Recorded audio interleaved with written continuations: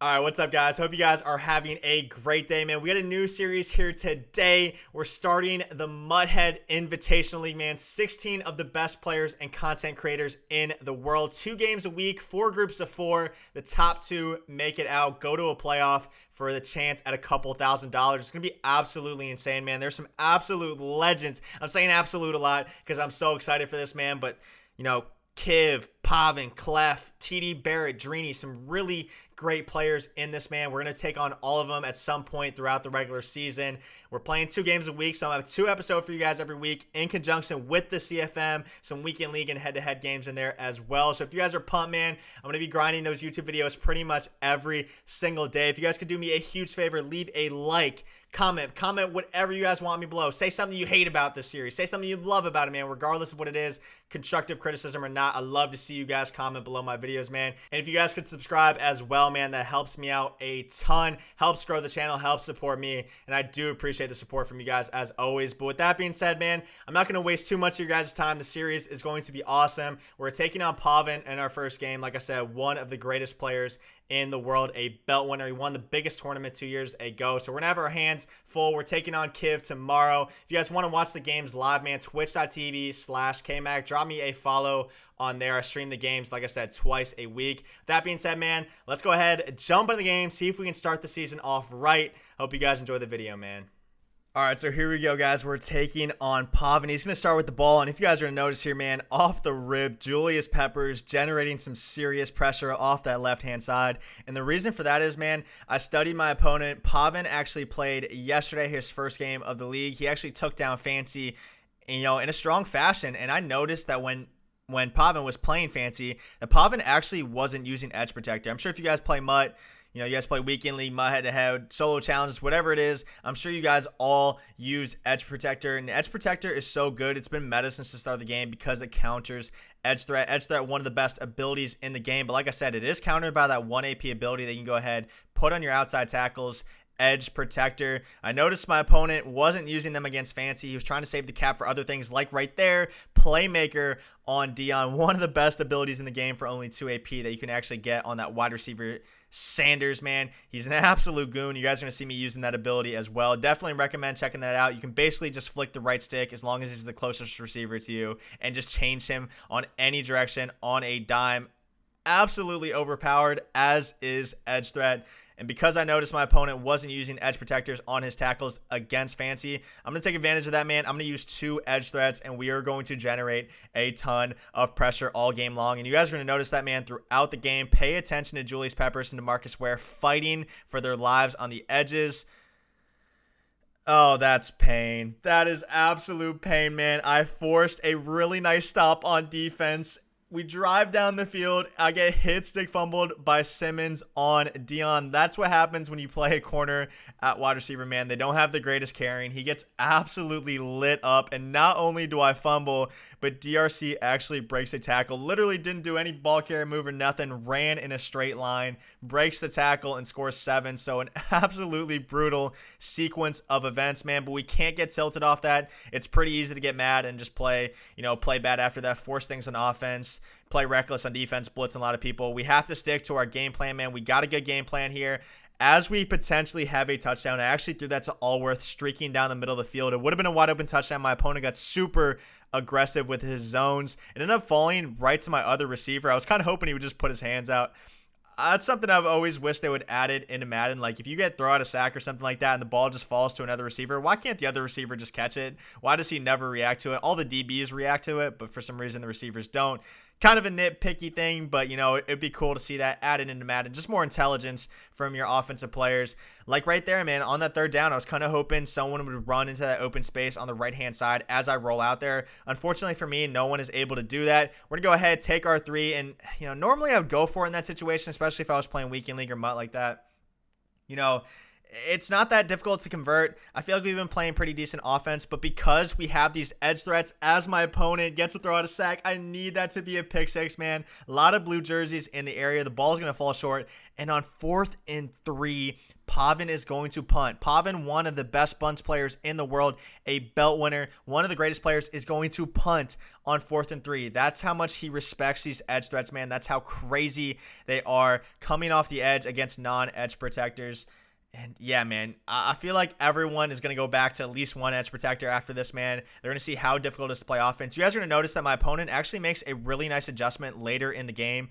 And I'll explain that a little bit as we get there. But right now, we're absolutely bagging on defense. We're playing great offense as well right here. We actually have for a wide open touchdown. And unfortunately for us, man, Rich Gannon not able to get the ball off. That is one of the downsides of using this Rich Gannon, that new quarterback that played for the Raiders and the football team as well. So honestly, he gets really good theme team chems. If you guys are running either the Raiders or that Washington football theme team, like, he gets massive boosts. He gets a +2 extra speed if you have 50 of those players, plus the double speed from Sprinter. He's absolutely insane. He gets really good abilities as well. Conductor, Hot Route Master, and Gunslinger all in conjunction, which is absolutely insane. But the one downside to using him is that his release just isn't that good. As you guys could see there, man, on that wide open crosser that we had for a touchdown to Jonnu Smith, man, just not able to get the ball off in time, taking a sack from Leroy Glover. That is why Brett Favre is so meta in competitive Madden. He has the best release in the game.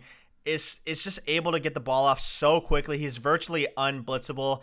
But I like Gannon, man. I like the Hot Route Master. I like the ability to just drop really any play I want out of any formation on any down. It adds a lot of creativity to offense. So does this playmaker ability, man. Super overpowered. You know, I talked about it briefly, but you guys, please trust me. You guys have to try out this ability. It's absolutely insane.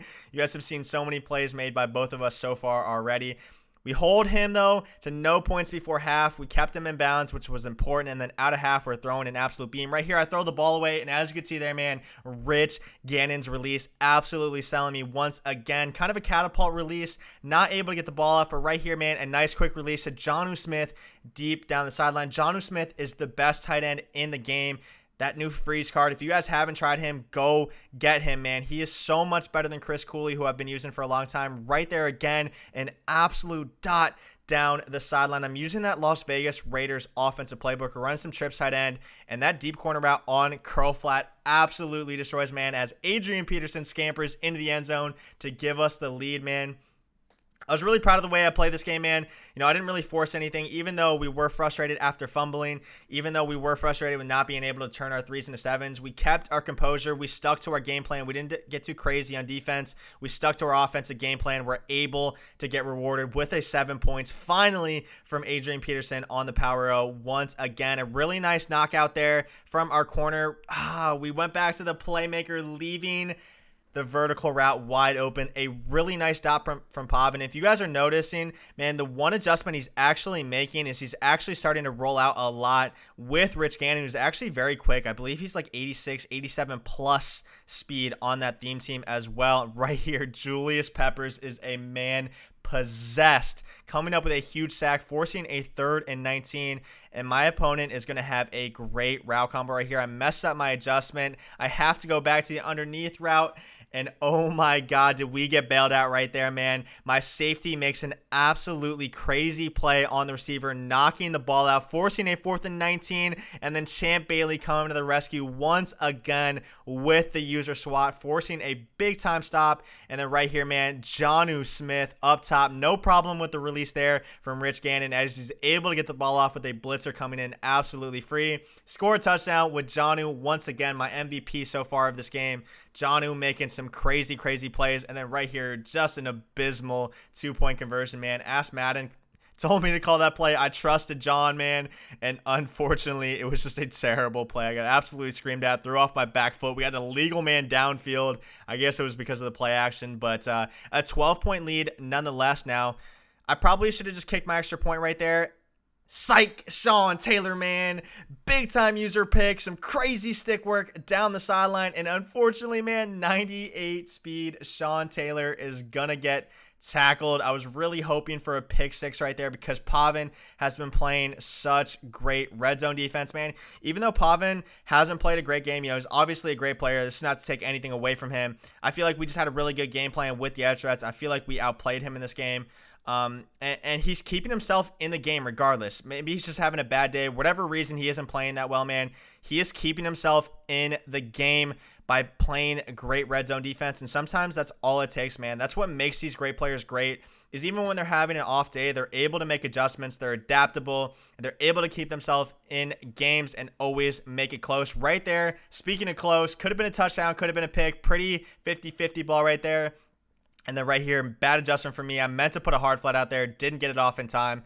Nice check down from my opponent. First and goal from the 7-yard line. Rich Gannon is going to roll out here, man. And boom, Troy Vincent, a new Washington footballer, 99 overall on my theme team, is able to come up with a huge interception. But I was talking about that adjustment that Pavan was going to make, man. He started to roll out in the pocket. He started to double team my edge player and then roll out, avoiding the, basically just allowing that other edge threat to come in free off the other side, but just running away from him, because Gannon does have wheels. And the one adjustment I started to make after that was I either blitz an extra guy, so we were blitzing 5, or 2, I just put a spy on the field with Montez Sweat, who's super quick, and then sent him as soon as my opponent tried to roll out. But right here, man, we're not running the ball out. It is very important. Point differential matters a lot. When you're in a group of 4, man, only 2 people come out. Point differential makes a huge difference. I'm not going to go for 7. I'll just take my 3. Win by 18. Almost max point differential, which is 21. But GG's to Pavan, man. I feel like we had a really great game plan. We got a little bit unlucky to start. We played really well, man. Proud of myself for this game, beating one of the best players in the world. So GG's once again to him, man. If you guys enjoyed this video, please do me a huge favor. Leave me a like, comment, and subscribe if you haven't already, man. With that being said, I'm going to go ahead and sign out. See you guys tomorrow. Peace.